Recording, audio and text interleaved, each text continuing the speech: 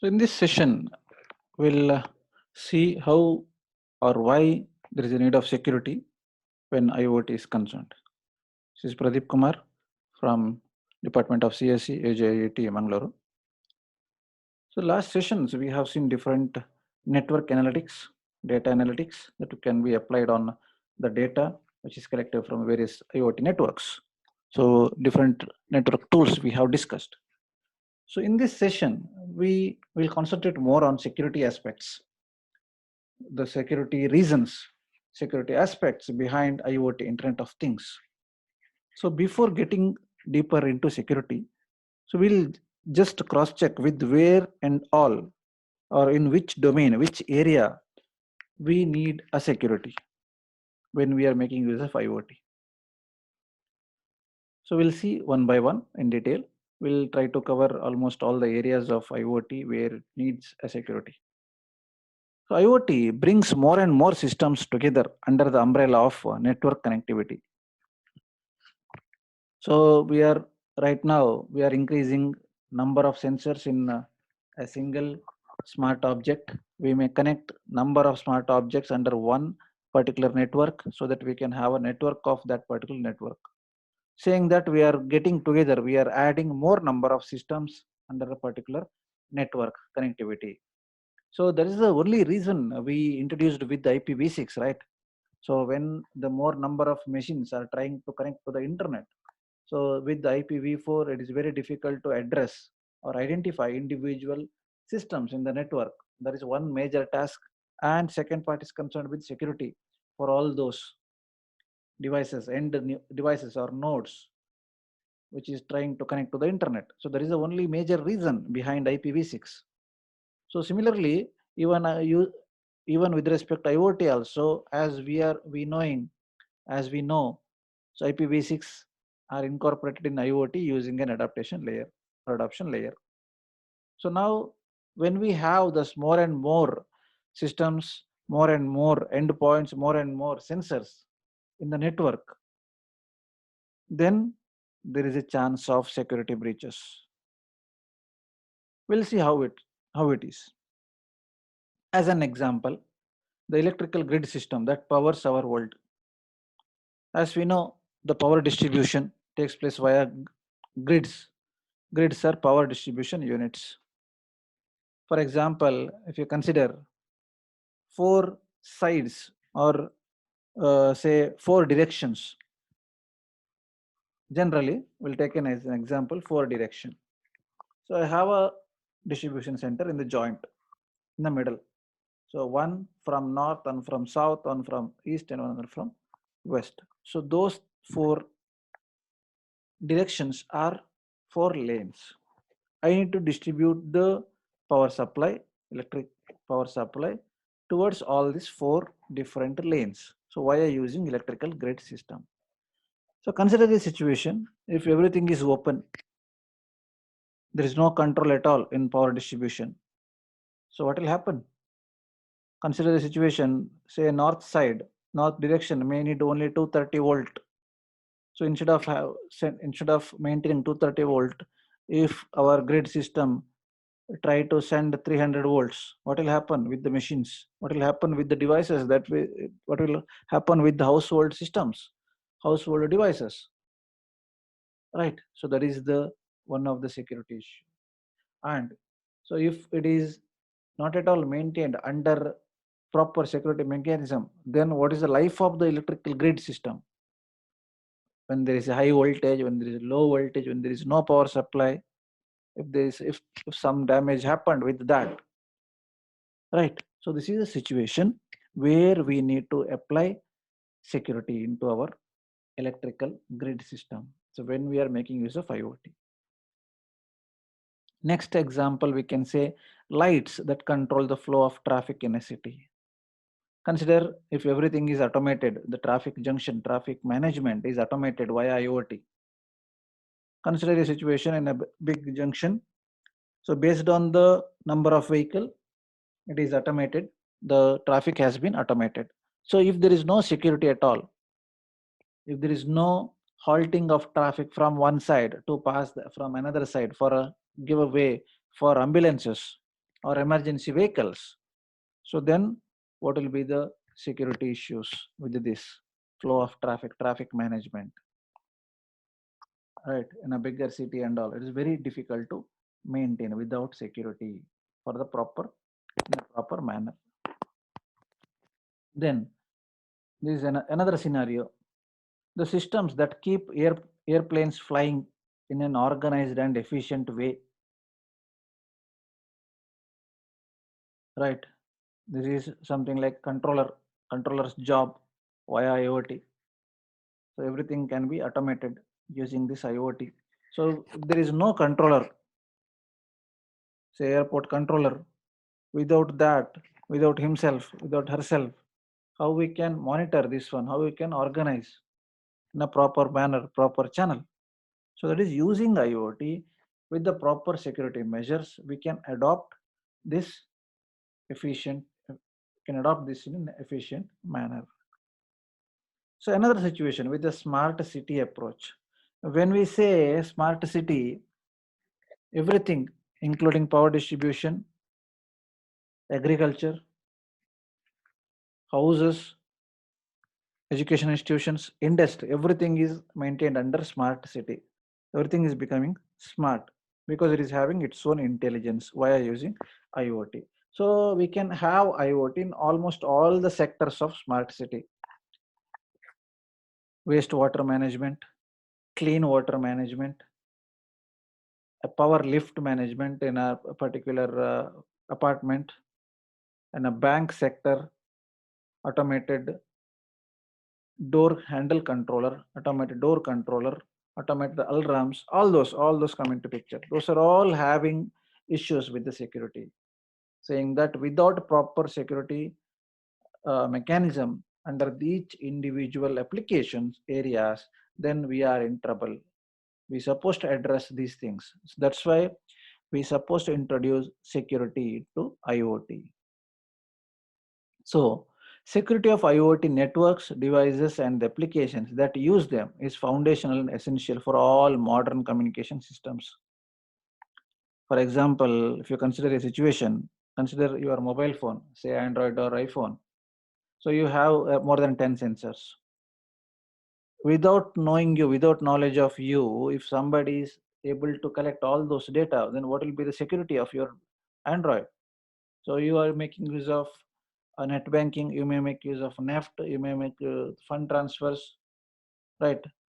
So if other persons may be using your print fingerprint recognition to send your money, so when there is no security from your own mobile, then what will be the end result? You will end up in zero. So that is the situation. So that's why we need to have a security of IoT networks. We need to have security in our all modern communication systems. So when we say security, it is a technology discipline that must operate with external forces, continually working against desired outcomes. Saying that if anybody, any outsiders are trying to manipulate your data in a communication channel as an intruder, the security job is to trace out that third party, right? So that is job of security. So with so many potential attack vendors, attack vectors, information and cyber security is challenging but engaging. So we have seen different approaches, different application areas where we can adopt IoT and how to secure. We had a little bit glimpse of that. So this is ongoing task and again challenging task with respect to cyber security is concerned, but it is engaging. There is a continuous engage of personnel is required with respect to security in these areas.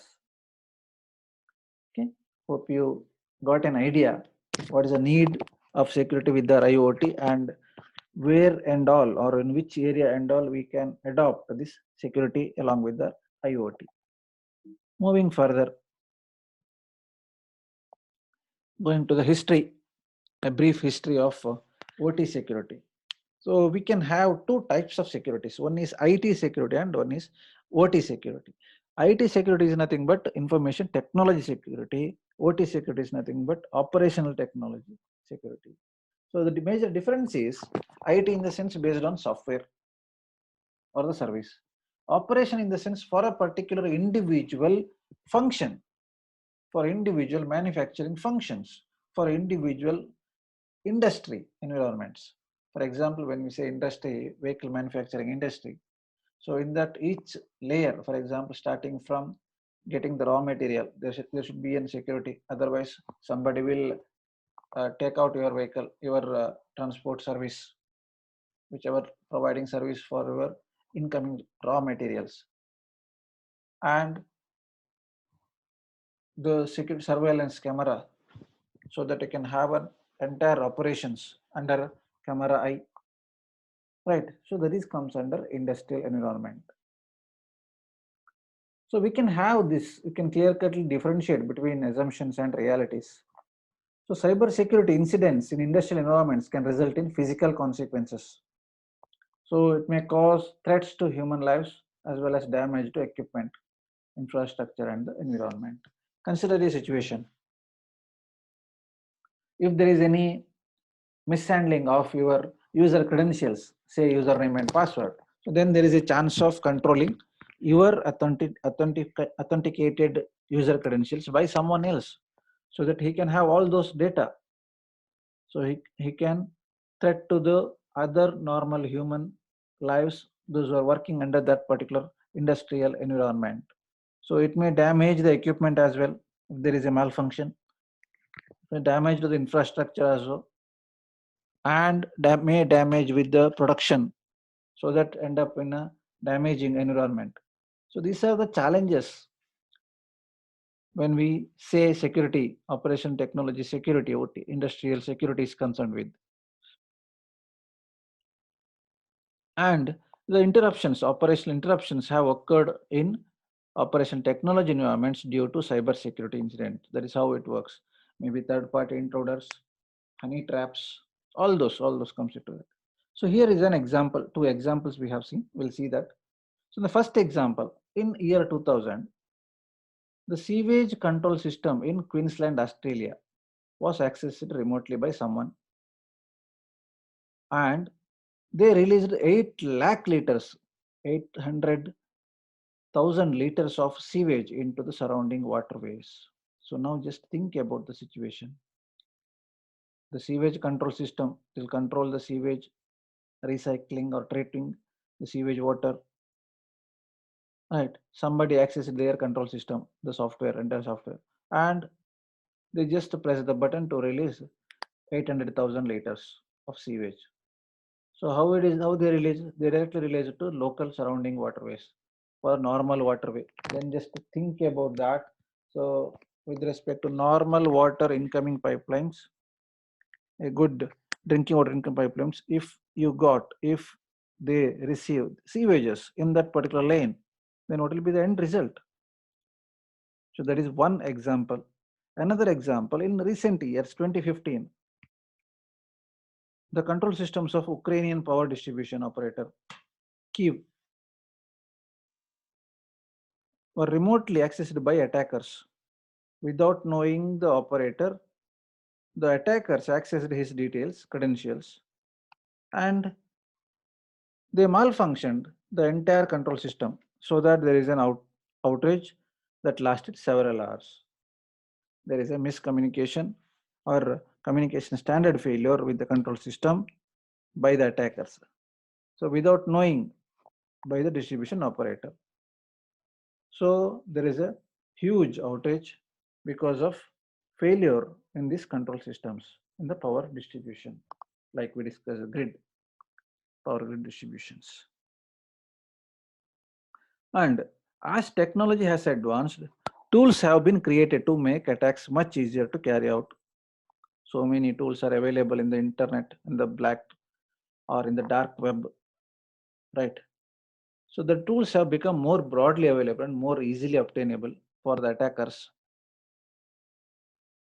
Or recent days, you might have heard in newspapers or TVs and all, some of the thieves learned for theft via inspiration by some of the YouTube channels and movies. That is how it works. They'll get an education using that, right? They may build the tool on their own by inspiring different movies and all. So that is how it works. As now, as the advancement of technology, everything is available through online. The attackers with limited or no technical capabilities now have the potential to launch cyber attacks. So initial days, nobody are familiar with the technical knowledge. They won't having technical capabilities. But nowadays, it's not like that. So they are very much familiar with the technical things. So they are launching cyber attacks. They are increasing the frequency of attacks continuously and end up with the overall threat to the end operators. The OT operation technology specific communication systems are standalone and physically isolated from the traditional IT enterprise networks in the same companies. So entire thing or OT specific operational technology specific communication systems are kept separately so that no other or from the nobody from other network can access that. So along with that, we supposed to have a dedicated policy, regulations, and governance because of industrial standards, and certain amount of end user preference should also be given. A specific design for a specific person with a specific layer credentials has to be set up so that we can have some level of security under that. So that it determines degree of isolation between IT and OT environments. IT is information related with the software, OT is functionality. So most of the industrial control systems deployed today, their components and the limited associated security elements were designed when adherence to the published and open standards were rare. So whatever the standard we are getting right now is not up to the mark according to the international standards or open standards, whatever we can see in the world. It is very less. They are in a huge understanding in such a way that nobody can touch their machines. Right. So that is overthinking. Right. So this is the reason behind different history related on operation technology security. Moving further, so what are the challenges? So any clarification? Hope you understood what is the need of security with respect to IoT and how this security is evolved over time. Now coming to the common challenges in operation technology security. The challenges we categorize into several areas. Challenges with the erosion of network architecture, legacy systems, insecure operation protocols, and Modbus, and so on. We'll see one by one. If an industry making use of an older network architecture,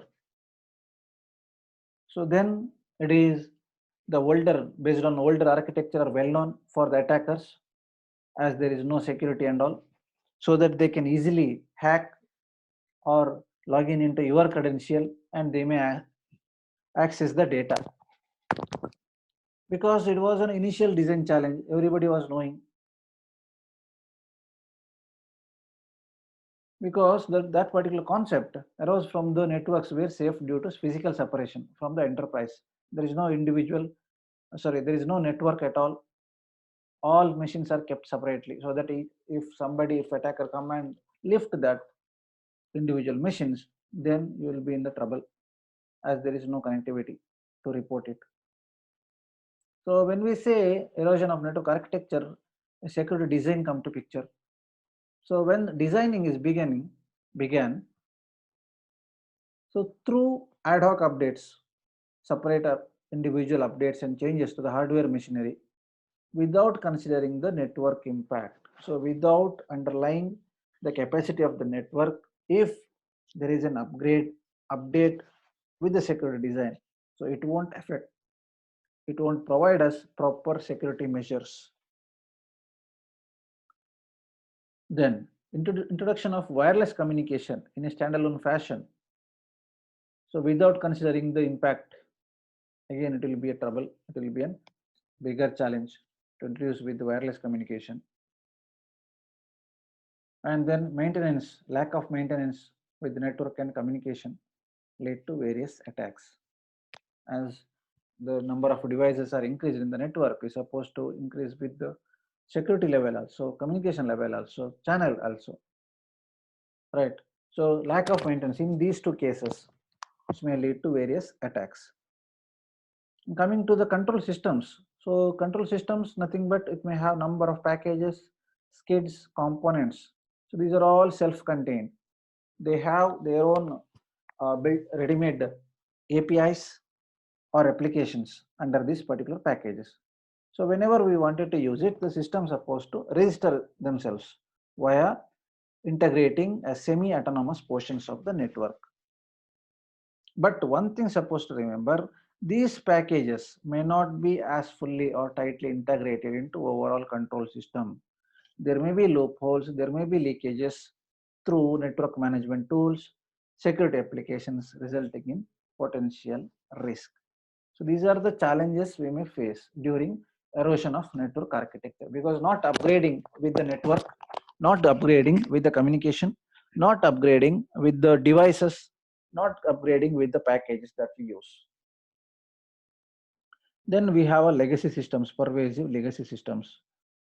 So because some of the systems having a static nature and long life cycles of equipment in the industrial environment, many operational systems may be deemed legacy systems. Olden days, bigger size machines. Yes, we can't carry here and there. It is static. And when we have that kind of setup, it is long. Life cycle is long because of its strength of equipment. Components used to create that particular equipment from the good old days. Right. But right now, after the technology advancement, that is almost going outdated. So then security is concerned about those legacy systems. So beyond the endpoints, the communication infrastructure and shared centralized compute resources are often built to comply with modern standards. So this is again a challenge. Need to develop along with the modern standard. Need to change the communication infrastructure along with these legacy systems. Right. So that is one of the major challenge. Then we have insecure operational protocols. We may have made use of different application level protocols, different transport level protocols. But some of the protocols won't provide sufficient security mechanism. As industrial control protocols justify, as many industrial protocols, particularly those that are serial based, were designed without inherent strong security requirement. So those who are communicating under serial communication channel, then there won't be any standard protocol which is security, which is having full security strength. However, these control protocols, structure and operation of most protocols are often publicly available. So then very easy to access it as it is already publicly available. So when attacker gets these protocols publicly, then it is easier for them to access our OT operation technology using the serial or different other tools. This is again a challenge. Then we have a Modbus. So it is commonly with respect to industries, utility and manufacturing environment. It has multiple variants, serial, TCP/IP, etc. So for example, for a message to reach its destination, nothing more than the proper Modbus address and function call is necessary. Say, whenever a sensor data sends the data and is supposed to send it to the server. So during this particular different transmission from sender to receiver or server, It is having using Modbus, it is having only address and function call. Function call is nothing but code or data. So that is using Modbus is again a challenge, because there is updation in manufacturing environment, there is updation in utilities. So each and every time supposed to update with this. And sometimes we may have a DNP3, the distributed network protocol in layer 3. Sometimes it is insecure because of implementations of DNP3. Based on if they follow properly as per standard implementations, then we can say some of the security measures can be covered up. But when there is insecure implementations, improper definitions, then there is a chance of attack. So that is one of the challenge. Next one is ICCP, that is Inter Control Center Communications Protocol. So using this, the system not at all required authentication for communication. So anybody can enter, anybody can say something and they can leave. Something like that. System did not require authentication, not at all. And encryption across the protocol was not enabled as a default condition. So if there is no proper condition set up, security condition has been set up, then there is a chance of encryption breaching using man in the middle attack and replay attacks. Next we have OPC, that is OLE for process control. So nothing but, so when we make use of object linking and embedding OLE, so based on this particular Microsoft interoperability methodology provided by the Microsoft, it is one of the process control mechanism. Again, it is limited to operation because depends on the Windows based machine only, the platform dependent. That is one of the challenge to have a security. Then we have some other international electrotechnical commission protocols, IEC protocols, standard IEC protocols, MMS, manufacturing message specification. It is similar to the client server protocol, manufacturing message specification, similar to client server protocol.